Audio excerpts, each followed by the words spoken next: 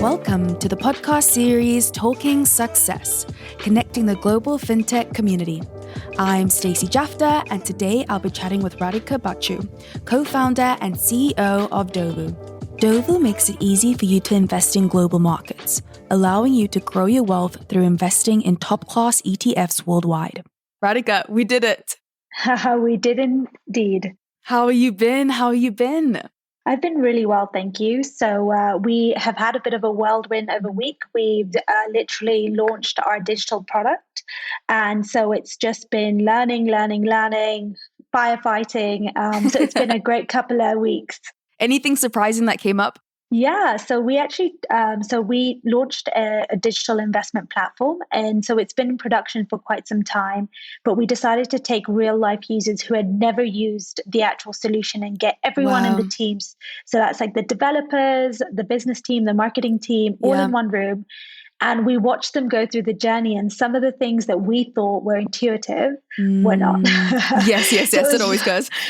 Yeah. And it was brilliant just seeing from like an outsider perspective, like, oh, wait, that doesn't make sense. So there were some surprises, but nothing major. It's just small things that we can tweak very quickly.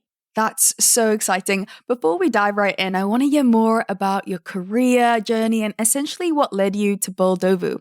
Yeah, no, sure thing. So I'm Kenyan born and raised, but I had the opportunity to study in London. And then I decided to work there.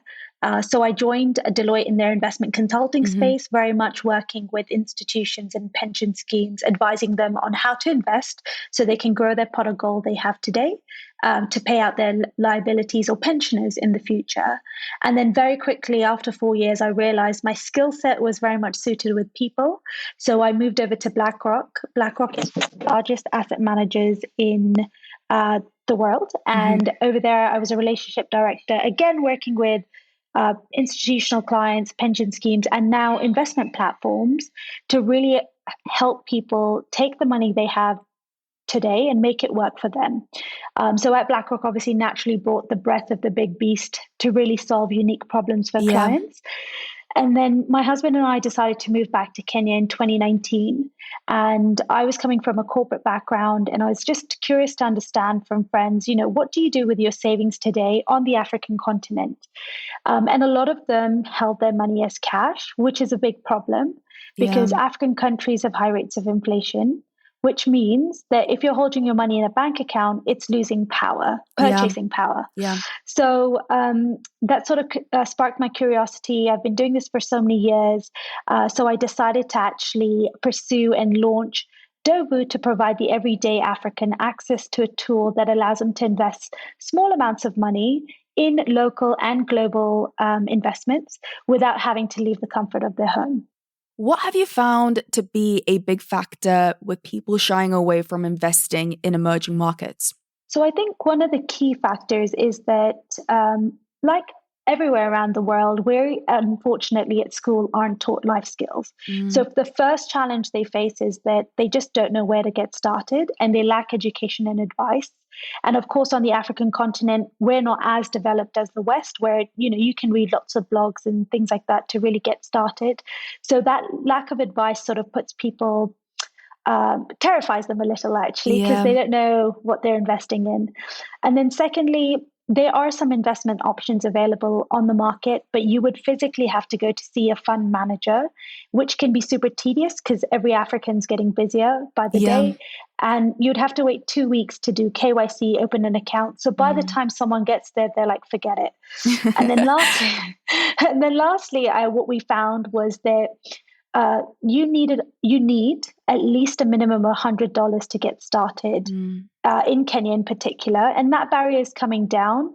And another thing is that the everyday Kenyan doesn't have access to global markets, so you need large amounts of money so you can engage with a private banker to actually get access to global markets. So we looked at these 3 challenges and really solved for that.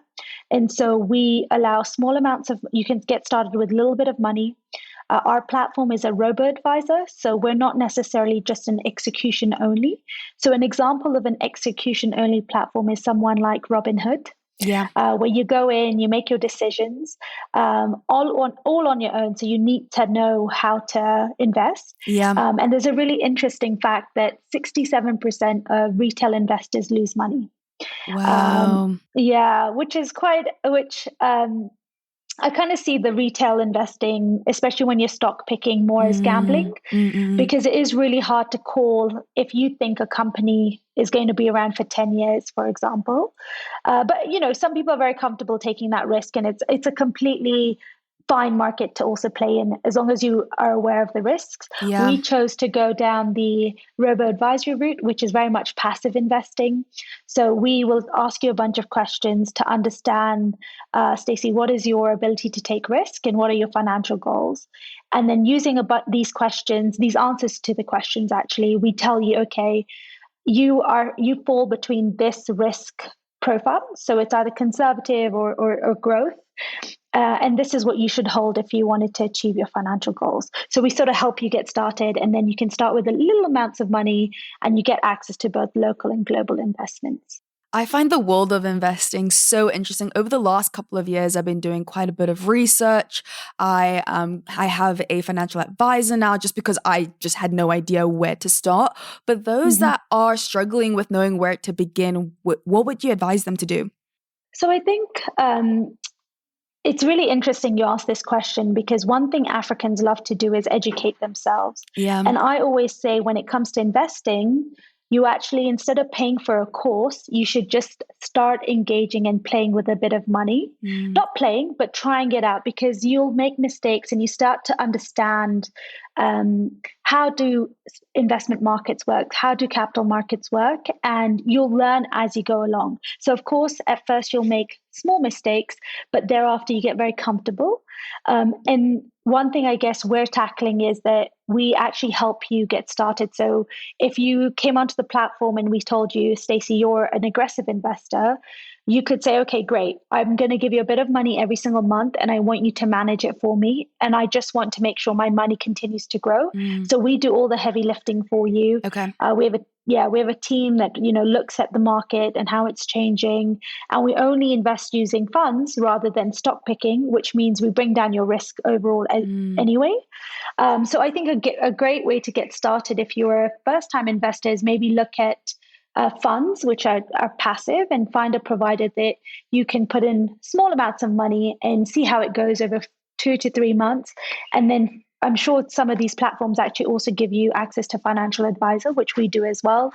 And you can get started and really figure out what's the right financial plan for you. Something that I learned very early on was the earlier you start, the better it is, especially when it comes to things like a retirement annuity. Just starting like 5 years later is you see the difference in it. And I've been urging my friends just to start. And even my younger sister who has her first job, I'm like, even if it's just like $50, just do it. Like, trust me, I just start agree. putting your money in now. And I think when you start showing people numbers and explaining what compound interest is and what that looks like, I think people just think of the word investing and assume you have to be rich, you have to have tons of money to even start. But it's really important just to understand what that even means. Exactly. And I think on that retirement fund, especially if you're based in the States and the UK, your company is giving you free money for your retirement. So if you're in a pension scheme, you must take advantage of all the highest contributions. So they'll tell you, like, you can contribute 5, 6, 7, 8% Yeah. of your salary, and we will match it. Take full advantage of it because it's free money. And you'll see and because of compounding interest, you'll see very quickly that pension scheme pot of yours grows exponentially. Yeah. So it's like free money. So I always say, don't leave free money on the table. When you hear the word investing, you think old people, men, you think of New York, but that's not the case at all. And taking a look at your website, you've made investing just sound and look sexy. You have such great branding, which I think is so highly important for something like this. How did you find your brand and marketing strategy? Yeah, so for us, the key thing we wanted to do was not to deter everyone who is not familiar with investing, by having a super sophisticated, complex type platform. Mm. So we actually first did an exercise where we looked at different types of investment platforms around the world and really had an objective of keeping things simple. Mm. And I think that, weirdly enough, I come from a finance background, and so does my co-founder. We, despite trying to keep it super simple, now that we have users using the platform, we're even simplifying it further. Mm. So for us, the key thing was to look at what has been done before. We had focus groups. We had people off the street come in and say, okay, does this make sense to you in terms of a user journey? Is there any financial terms here we've used that confuse you? How can we make this simpler? And so for us, the key was very much focused on making Africans more comfortable around investing by using very simple terms. And one of the key things I learned actually whilst working at BlackRock was the simpler your story, the simpler you can explain an investment, the easier it is for you to Yeah. get people to get started. So for us, the brand and the feel was very much around keeping it soft, playful, and super easy to understand. And weirdly enough, it goes against my personality. I'm a very type of person who likes straight lines and sophistication, Yeah, yeah, but this yeah. is a little bit more playful. But it has worked in our local market, and the brand's being received quite warmly from the data that we're getting to date. Yeah, it definitely is just so much less intimidating when you go onto the website. It's almost like gamified. You want to learn more, you want to discover more, and it's not as intimidating, I would say. And another thing that we spoke about was that Ndovu is a tech-led product. How did you know it was the right time to move your tech from in-house to out? So actually, weirdly enough, when we were ideating and trying to figure out what would be the best approach to build our tech, we initially looked at using external parties to build our core system. And very quickly, we realized that because we're a startup and we haven't yet found product market fit, it is important for us to have the tech in house so we can quickly, rapidly Yeah. change direction if need be. So we have built to date our core solution in house, but now we recognize the elements that we can actually outsource. So instead of building everything from scratch, even though the core is in house and we can move quickly to change the user experience on the Yeah. front end, managing the back end internally, we're still using third party API integrations. So we don't have to build from scratch. And the whole idea around that was, what do we need to do to have our core system in house so it gives us the flexibility to change and pivot if need be? But what don't we need to do that is going to stay pretty standard? So these are things like our KYC, we're Mm. integrated to a third party. We don't need to build that in house. It's cost effective. And it's one part of the puzzle that we can actually, if we integrated, would move quicker and Yeah. it would increase our speed to market. So that was really the thinking behind it. And to be honest, we're very happy we built our core in house. Even when it comes to fundraising with investors, they like the fact that we own our own tech and we're not Okay. reliant on a third party. And it really does give you an edge because now we're getting customer feedback, and I can see how quickly our team is able to move to address or adjust anything on the platform and from a core sense. And it just sets us apart in terms of moving to market. What was the moment you realized, okay, this is what needs to be outsourced? Was there a aha moment? Was there anything that happened, or what did that moment look like? Yeah, so I think as an entrepreneur, you're very ambitious and you're optimistic, and you start building a product with a timeline in mind of when you want to go to market. And as soon as you start building the core, and I have a great CTO as a co founder, Gianpaolo is his name, and he has 19 years of experience, so really brings the thinking around the architecture of the platform and what it should look like. As soon as you start building and you start tackling the initial pieces of the puzzle, you could say, it was very apparent that we needed to take the path of least resistance. So we had, several moving parts that we needed to build. We started building some of them. Some started taking longer than we expected. And that's when the aha moment went, where we said, Mm. okay, actually, to build all this stuff does take a lot of time. What is the path of least resistance, which won't affect our strategy of being able to have and make changes quickly to the core tech. And that was almost, I think, 6 months in. And yeah, we very quickly were like, great, okay, now what are the APIs we can use to really expedite the speed? And I think when it comes to building a tech product, again, like I mentioned earlier, you have this assumption in your mind that is informed, but as soon as you put the product in people's hands, you learn so much more. So it's like everyone says, get your MVP out as quickly as possible so you can start learning. And I think we were able to do that in 6 months, which is That's incredible fantastic. in terms of time. Yes. Yeah. Wow. A lot of hard work, sweat, and tears. But the only thing for us, because we're a fintech and we're regulated, our tech was ready before our regulation came through, which was great because it gave us a bit of time to really go through the solution again and make sure it captures everything we envisioned. But for us, it was funny because the tech was ready. And normally it's vice versa. You're not ready to launch. So it worked perfectly. How were you able to accomplish that so quickly? So, so going back to Gianpaolo, so he actually runs an academy of developers that he works with. So not only does he train them, but he comes with a team of developers. And because he's a co-founder, we were able to actually use the developers weren't as expensive because they're still under training, but he had the key people guiding them on how to build it. And now, of course, we just roll on developers as and when we need. Of course, our tech build is quite high now because we have so much going on, but it is still affordable in the sense that it's in-house. We're using talent that we trust now because GP's been training them. So it was just him being able to manage, the team. A couple of months ago, you were telling me how you joined accelerator program as you felt you had a lack of knowledge when looking at the business from a 360 angle. I'm really curious to know more about what you learned from this program that many entrepreneurs may find helpful. Yes. So for me, as I mentioned, I came from a pure corporate background, and I always look at taking a task on like, what is the quickest path for you to learn something and be able to apply it? I knew I wanted to start a business. So I grew up from a family of female entrepreneurs. My grandma started the business that my dad runs today in the 60s, which is very impressive. My mom had a tailoring business when we were growing up. So almost like a side hustle. And I always knew I wanted to start a business. So when we moved back in 2019, it was the perfect opportunity. I don't have kids.